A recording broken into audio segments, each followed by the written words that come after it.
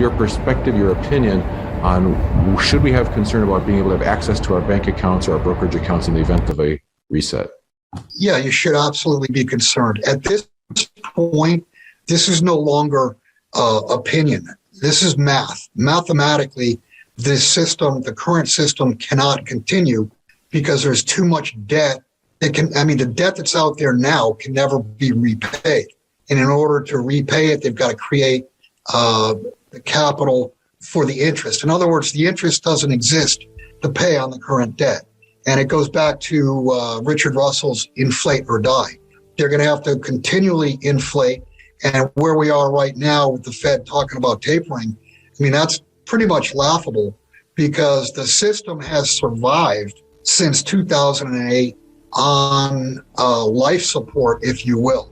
And now they're talking about taking life support away. It'll be all over.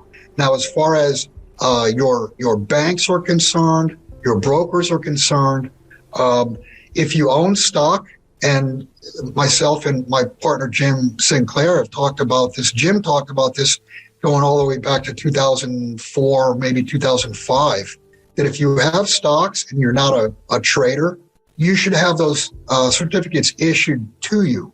That way, if your broker goes bankrupt, it doesn't matter. You have your certificate. And if there's another broker that's still open and running, you can just go to another broker, deposit your securities, and sell them. I suspect for a spell, markets, banks, etc., are going to close. Whether it's 2 weeks, 2 months, 6 months, who knows? But it's a very real probability at this point that you're going to see markets close, because when they do lose control, of all markets, basically, what's the reaction going to be? I would suggest the reaction is going to be they pull the plug and they close markets. As a matter of fact, you just saw that happen today in Turkey. Their central bank has lost control of the currency. The currency is collapsing. Their market was down really hard last week. It opened down 5% today, and they closed it. So worrying about markets and banks closing, that's a very real concern. Now, as far as the banks are concerned, I typically don't keep much more than 6 months worth of bills in a bank. If I get a large inflow of money or a large check or whatever, my personal savings, I just buy junk silver. I buy junk silver. I have it stored. And obviously you have to have metal on hand, but I use junk silver as my savings because I know that I can't wake up tomorrow morning and find out my bank closed and the accounts have been bailed in. And if you look at FDIC legislation, the bail-ins are already, the laws are already written. They're already on the books. So this next time around, there will not be bailouts. There will be bail-ins. Well, the way the law is actually written, once you deposit, quote, deposit money with your bank, it's no longer your money. What you've done is you've lent the money to the bank. And the way the law reads, you are a creditor. So if your bank goes down, then you've got to get in line in bankruptcy court to get your portion back. And as I just mentioned, they're going to bail in rather than bail out. And if you want to see the roadmap for a bail-in, just go back to, I think it was 2013 or 14. Look at Cyprus. People went to bed on Friday night with 100 euros, and they woke up Monday morning and only had 30. So that was the test bail-in, and that was 7-8 years ago. If you can pay your mortgage off and you've locked in a rate of, 3%, 4%, 5%, I would be inclined not to pay the mortgage, but to hold metal alongside that. In other words, pretty much my whole life, I've owned enough gold and enough silver to pay off all my debt. And this goes back to when I was in my 20s.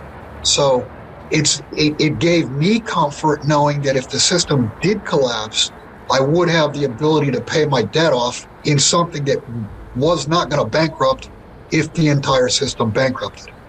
people are really concerned, some more than others, about the potential for government, whether you call it confiscation or nationalization of their assets, including their financial assets like precious metals. Where do you stand on your view of the real risk of government nationalization or confiscation, and what you believe are effective strategies to mitigate that risk? I think it is a possibility. You've seen governments go down those lines, many times throughout history. Can they confiscate? Obviously, a bank bailout, that's a way to confiscate. But can they go and get your brokerage account? Can they get your IRA or retirement accounts? With the IRA and retirement accounts, what they can do, I would say if they do anything, this is the way they would do it, is that they would take your assets and then replace it with some type of bond, some type of monthly income that to start with looks good, but with the dollar being debased, a year or two later, it's like you lost your pension. So, that's a possibility. They did confiscate gold in 1933. Of course, they revalued it in 34 once the population did not have gold any longer. But if you're worried about confiscation of gold, what you should look at would be the pre-1933 Liberties and St. Gaudens. Those are considered collectibles. And I mean, you could have 1,000 ounces, 5,000 or coins, 0.9675. You could have, 5,000, 10,000, $20 gold pieces, and you should not legally be considered a hoarder. You'd be considered a coin collector because they are collectibles. I don't think though they would get to the point of confiscating silver because there's not enough silver, there's not enough monetary value to be had, and most more silver gets used than gets hoarded. So what happens is you're looking at, it's an industrial metal, it's a medicinal, it's electronics, etc. So I don't really think that they'd be able to do it with silver, but they would try with if they're going to do that, they would try with gold. But in today's world, let's go back 2 years ago. If you talked 2 years ago about what's actually happening today, where they're talking about mandatory vaccines, you got to wear a mask, you got to stand 6 feet apart, blah, blah, blah, you would have been called a stark raving mad lunatic, and people would have laughed at you. And now, what is it now? It's, quote, the new normal. I think this is going to come to a head.